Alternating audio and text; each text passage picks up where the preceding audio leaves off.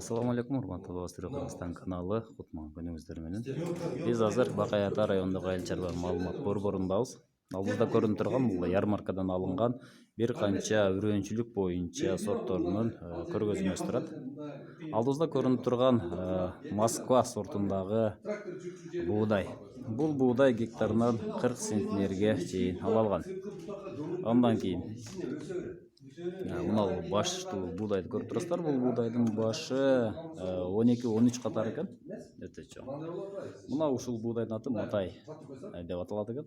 50 центнерге чейин гектарынан бери алат.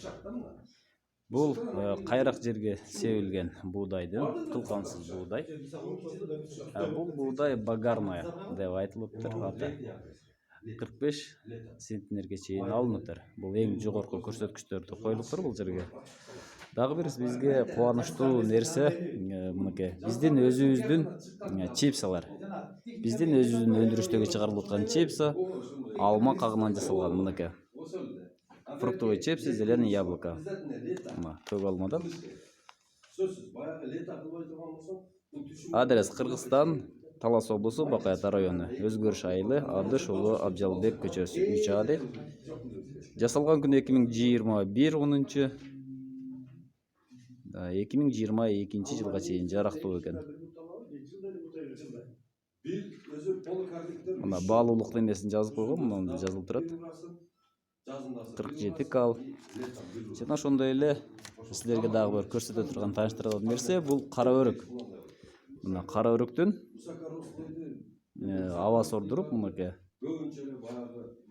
Экөө тең бир фирмада чыгарылат экен. Кара өрүк, дадеги жок. Даяр.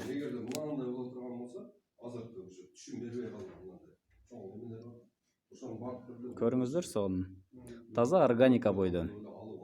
Биз дагы мына ушундай өндүрүштү колго алышыбыз керек. Буйруса ушундай бүтүндөй бизде сырьё катары кетпестен бул иштетилип кайра чыгышы керек.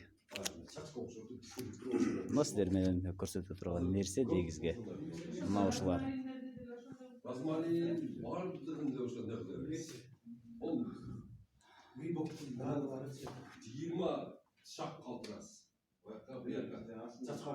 Туугандар, Кыргызстан өнүгүш үчүн сөзсүз түрдө айыл чарбасы өнүгүшү керек. Ал жерде механизация, спецтер иштеши керек болот.